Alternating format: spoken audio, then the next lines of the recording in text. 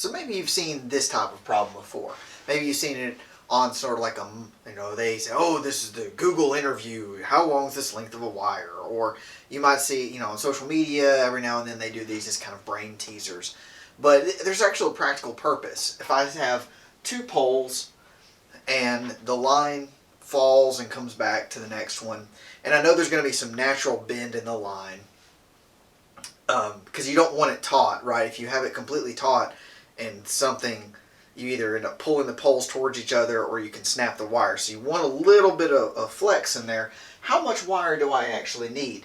Now in practice, a lot of times these are modeled more by like hyperbolas than parabolas, but for our purposes, we're going to model it with a parabola. Say, okay, if that red wire can be modeled by some sort of parabola, how long is that wire?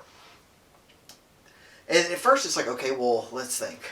Well, I know it's got to be longer than 4 feet here if it's 12 feet there, which by the way is like a wild dip. That's not typical, but I just wanted to use that as an example.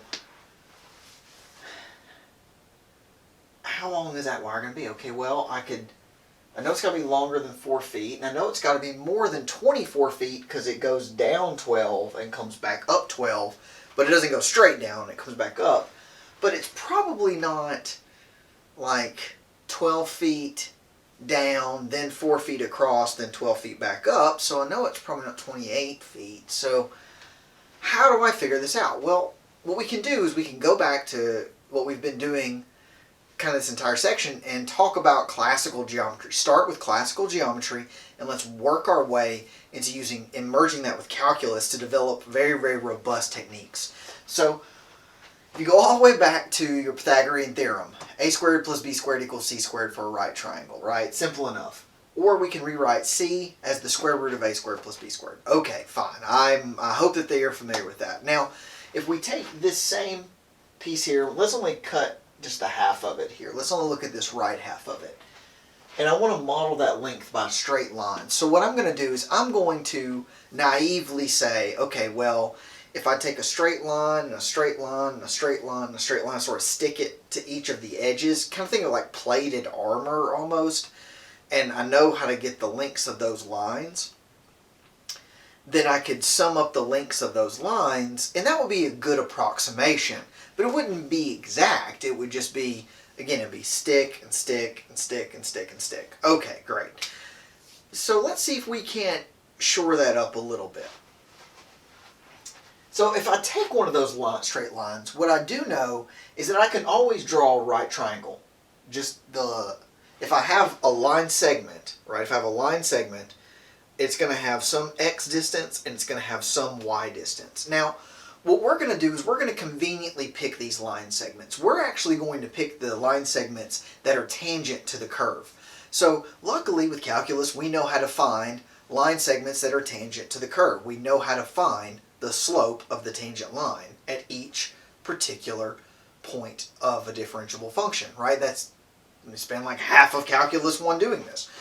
And so if you define these as tangent lines, not just arbitrary line segments, if they're tangent line segments, then you have a very interesting property. You know that this slope here has value f prime of x, which means you know that the ratio of rise to run,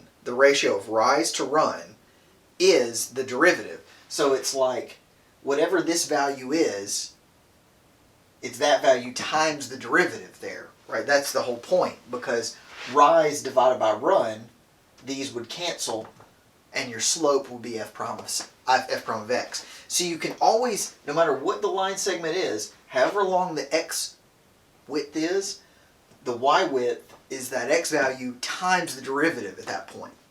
That's a really neat result. Why is that a neat result? Well, now that I can define an arbitrary line segment, so if I have a line segment that's through here, and I can get the width, and I can get the height of the triangle that it generates, well, I can find the width of the line segment, right? That's the whole point. Now you could do something with like a distance formula here. You could take this point as the central point, you could go back a little bit, you could go a little bit forward, and you could use the f prime formulas and get kind of the points here, and then you could use a distance formula. But guess what you would actually be doing? You'd just be doing what I'm describing. You'd just be doing it in a really long, roundabout way. So if we say, well, let me move over here. Right, if we know that the length of the hypotenuse is side 1 squared plus side 2 squared, then I can say, well, that's side 1 squared plus side 2 squared. Now, what I see here is that delta x squared is going to be present in both terms. So if I factor it out, if I pull that out, so delta x squared, when I pull it out of the square root, is just delta x. Technically, it's a magnitude of delta x, but we're going to be going left to right, so delta x is always going to be positive. But just know that that's a magnitude. So what's left over is 1 plus f prime of x squared. Okay, so then what I have is I now have a width of each line. So each line segment here, I have some sort of width that's dependent upon x. And then I have some sort of function, 1 plus f prime of x squared. So if I add up each of these line segments, so I pick a width. Those widths don't have to be the same. They could be, I could have a short line segment and a long line segment and a really long one and a really, really short one. And then I actually don't have to pick any point in particular. I could pick the middle point, I could pick whatever. If I do this, I now have a width times some sort of function here. A width times some sort of function. Where have I seen this before? Well, I've seen this in the Riemann sum. That's the definition of the Riemann sum, right? We can come up with some x width and then some function value, and then you sum them up. And if we take the limit as n goes to infinity, so what we really do is we shrink those widths. We don't really take n to infinity. We take what they call the diameter of those widths to 0. If we shrink those little bits so that those approximations become more and more fine along the curve, well, doggone it, we get an integral. We get an integral. That's the idea behind the Riemann sum. We can use this geometric approximation or geometric representation here. We represent it in a way that the Riemann sum understands, and then we take that limit as delta x goes to 0, and we get us an integral. So what am I saying? All I'm saying this is that if I have some arc length, and arc length is usually called S. I'm actually not sure why that's usually referred to as S, but just know that's a very common thing. So the arc length S of a function at f of x on an interval AB is given by, so you have an integral of a to b of the square root of 1 plus f prime of x squared dx. Simple enough. Now, I'm going to write this out. I didn't do it before.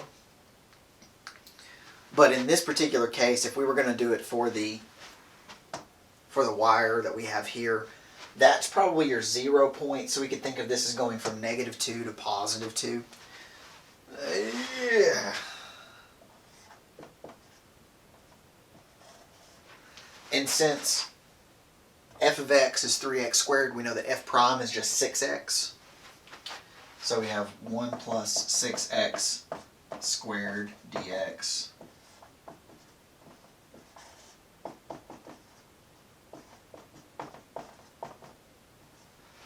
So you do that right there. Woo, you know, that integral doesn't really look too bad, except that it is.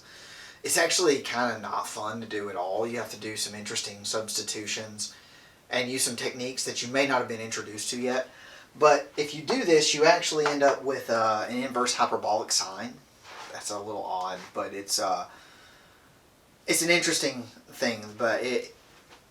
And I would challenge you maybe to come back at some point and take a look at this and try to solve it. It's actually surprisingly difficult to solve for what you would think would be a simple problem. We deal with parabolas in Calculus 1 all the time. They're simple. But the length of that parabola is not exactly fun to deal with.